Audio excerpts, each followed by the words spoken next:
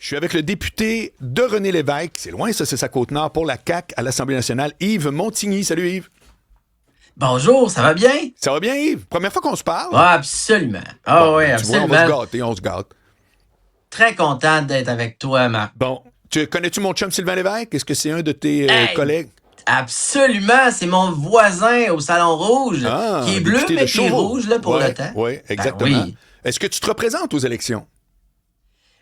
Marc, sais-tu quoi? La réponse à ça, c'est oui, mais je veux juste prendre un temps de dire, Sylvain, là, c'est un gars originaire de Bécomo. Il a grandi ici, aussi sur la Côte-Nord. Oui. Puis là, évidemment, il est député avec moi, mais on se rappelle plein d'affaires ensemble, de la Côte-Nord ensemble.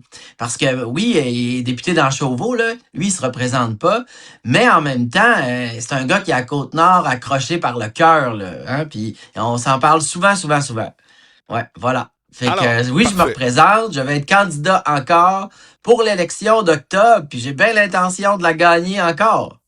Bon, là, on va commencer parce que là, je sais que dans les trucs que tu as proposés, tu veux parler des coups que tu as faits. Là, monsieur veut dire, ah, grâce à moi, il est arrivé plein de belles affaires. Bon, mais vas-y, flash un peu parce que je suis certain que tu as fait effectivement des réalisations.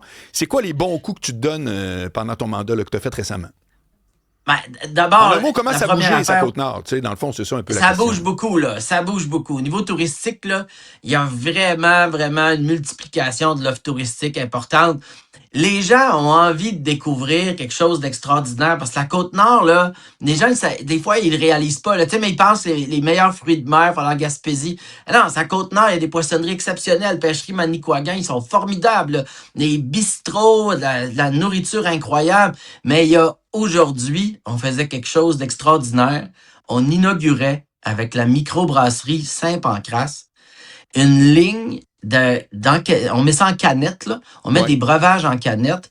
Puis là, les autres, ils sont bons sur la bière déjà. Là. Microbrasserie Saint-Pancras sont connus partout parce qu'ils sont associés aussi au territoire de la Côte-Nord.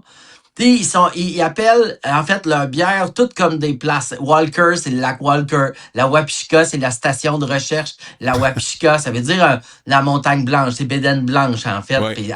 en Innu.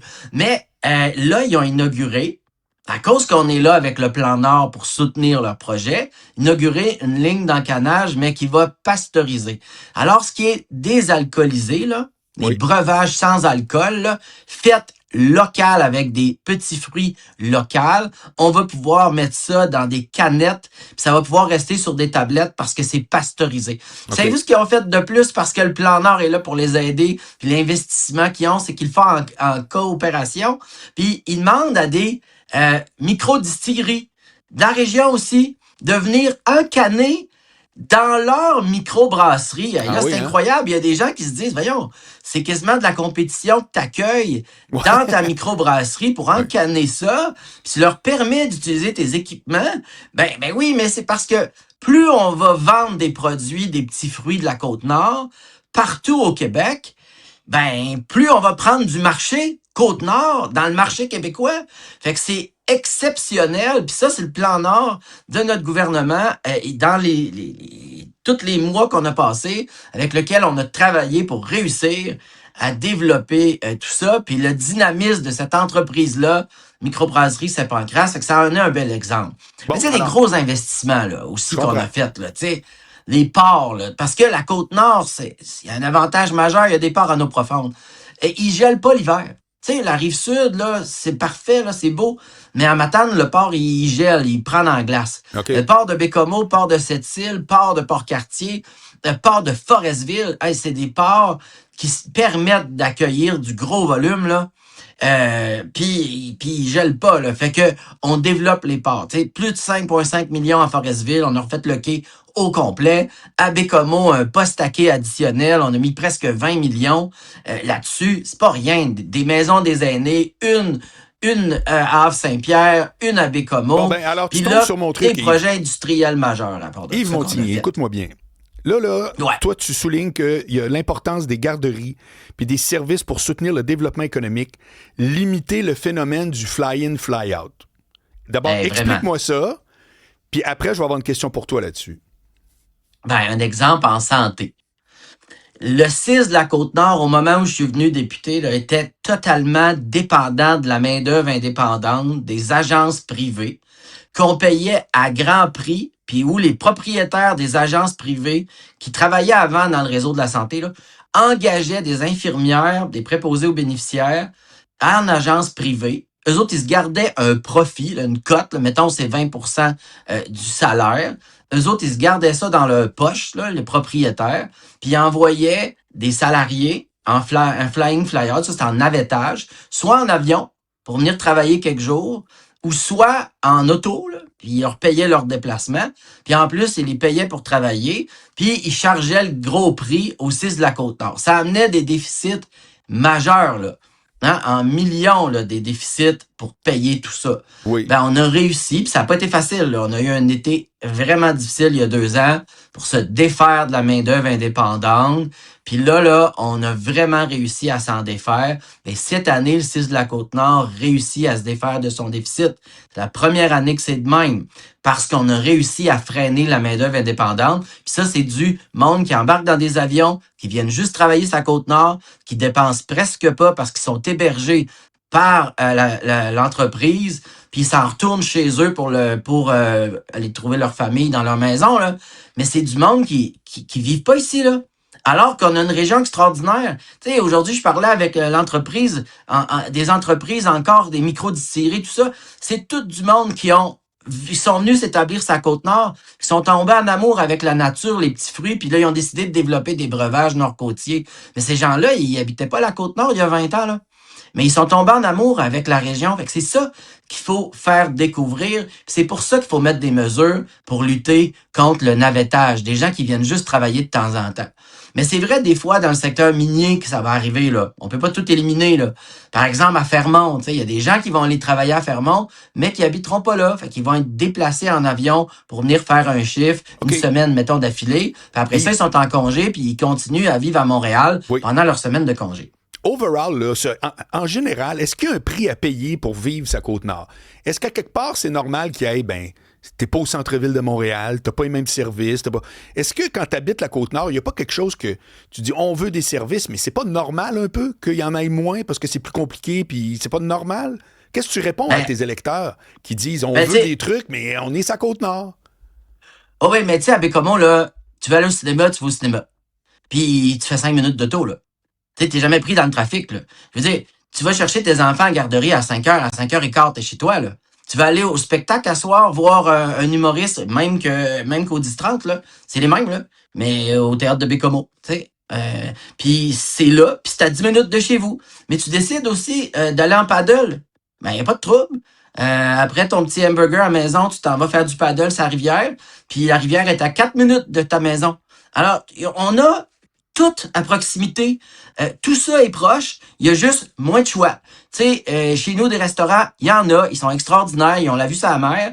Mais t'as pas autant de choix. Tu peux pas aller au poulet frit Kentucky chez nous. T'sais, pour aller au Tim Hortons en Haute-Côte-Nord, non, il y en a pas. Mais il y a le café qui boit quoi, par exemple, qui est pas mal un meilleur café. Mais voilà, alors, il y a de l'offre. Il y a des affaires extraordinaires. Mais il y a pas tout ce que les citoyens en ville ont, tu sais.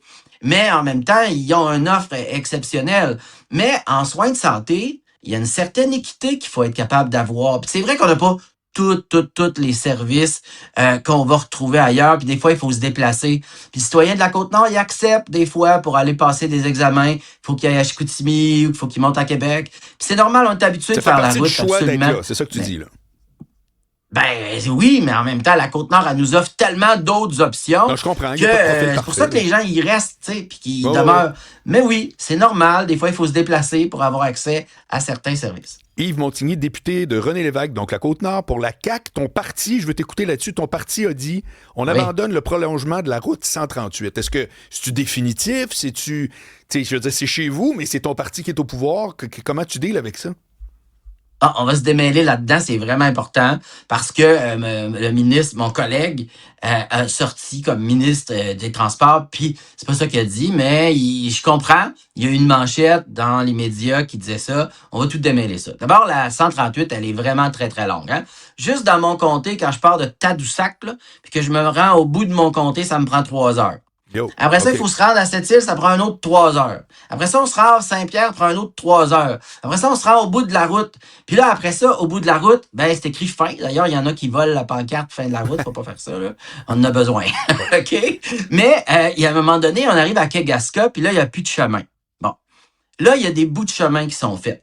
Tu sais, à un moment donné, il y a eu une manchette, là, un pont qui mène à rien. C'est Oui. pas vrai. Le pont, il menait pas à rien. OK. Tu sais, il y a une route de gravier, puis l'autre bord, il y a une route de gravier. Et chez OK. nous, là, dans la Basse-Côte-Nord, rouler sur une route de gravier, c'est bien correct. Tu sais, idéalement, un jour, on aura une route asphaltée. Mais on peut pas tout faire de la même année, fait qu'on fait tout un bout à la fois. Fait que là, dans le contexte actuel, c'est une priorité pour nous de relier tous les villages de la Haute-Côte-Nord, on l'a dit, on le répète. Mais évidemment, on peut pas tout faire la même année. Puis on fait des bouts comme le pont. Ben, il y en a qui ont chialé contre ce pont-là, ça a fait les nouvelles. Mais il est essentiel, ce pont-là. Il était inscrit au PQI, il faut le faire. Parce que si on faisait une route, pas de pont, ben les gens ils diraient, ça donne quoi de faire 2 bouts de route? On peut même pas traverser la rivière. Ben on fait le pont cette année, puis après ça, on va faire les bouts de route. OK. Là, on les a fait en gravier. OK. Puis, fait que c'est comme ça qu'on fait, tu sais. Je comprends. Non, mais la nouvelle, c'est pas que la 138, ça n'aura pas lieu son prolongement. C'est qu'elle va se faire par étapes.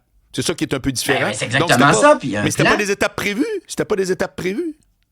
Oui, c'était tout qu'un chantier, là. C'est immense, là, parce que, tu sais, imaginez, là, juste ce bout de route-là, c'est aussi long que le bout de route que je vous ai dit de mon comté, de l'autre comté jusqu'à Sept-Îles. Ouais. La Côte-Nord, c'est vraiment immense. Fait qu'il faut y aller par étapes. Puis c'est normal qu'on fait ça comme ça. Fait que mon collègue, puis ma collègue aussi, Catherine Champagne-Jourdain, qui est députée du Plessis puis ministre des Ressources naturelles et des Forêts, l'a bien dit. C'est important pour nous prioriser ce tronçon-là. Oui. Mais évidemment, on y va par étapes. Puis l'exemple du pont qui a été décrié comme un pont pas de route, ben je vais vous le dire, il faut faire le pont, il y a une route en gravier, puis après ça, on fera d'autres étapes. Mais il y a aussi du transport intermodal là, qui existe, mais il faut développer ça. Puis on a développé avec le programme PAR, le programme pour les liaisons d'avions, là, un programme efficace qui permet vraiment de lier les communautés entre elles. Puis ça a permis d'augmenter l'offre. Puis il y a plus d'avions, plus de vols dans le secteur de la Basse-Côte-Nord qu'il n'y en a jamais eu d'aucun gouvernement avant nous. Fait que ça permet au monde, justement, qui ont besoin de soins de santé, d'être capable de prendre l'avion pour s'en venir dans les grands centres ou vers Bécomo, Sept-Îles, pour consulter des spécialistes ou des médecins. Oui. Monsieur Montigny, on a reçu une question, justement parce qu'on oui. faisait écho à ce pont-là, pas de route, entre guillemets, qu'il n'y en avait pas tout de suite. Et il y a des gens qui pensent au braconnage. C'était revenu au moment de la sortie du texte. Là, ça revient aujourd'hui dans les questions. Qu'est-ce que vous comptez faire? Parce que là, ce qu'on expliquait à ce moment-là, c'est que ça se pourrait que des gens qui viennent installer des filets pour pêcher le poisson de manière illégale. Qu'est-ce qui est prévu en lien avec ça? Mais à chaque fois qu'il y a du territoire qui est accessible, évidemment, il y a toujours du monde pour l'habiter. Là-bas, il y a du monde pour l'habiter aussi. Fait qu'on a augmenté aussi le nombre d'agents de la faune. C'est sorti aussi dans les nouvelles, là, l'augmentation du nombre d'agents de la faune. Puis, clairement, ben, c'est un territoire qui maintenant sera accessible. Puis, ben, il faut habiter le territoire du Québec. C'est pas vrai qu'on va se mettre à cloisonner le Québec, à le rendre plus petit, pour éviter de donner des services. Alors, c'est extrêmement important. Ces communautés-là, ils sont habitées, il y a du monde qui habite là pour leur donner des services, mais aussi, il faut effectivement lutter contre le braconnage, puis ça fait partie des éléments importants. Puis d'ailleurs, on l'a annoncé, là, à cause de ce pont-là et de cette route de gravier-là, là, ben, il faut absolument s'assurer de le surveiller maintenant. Salut Yves Montigny, à la prochaine, député de René Lévesque pour la CAQ à l'Assemblée nationale. Merci! Bye bye!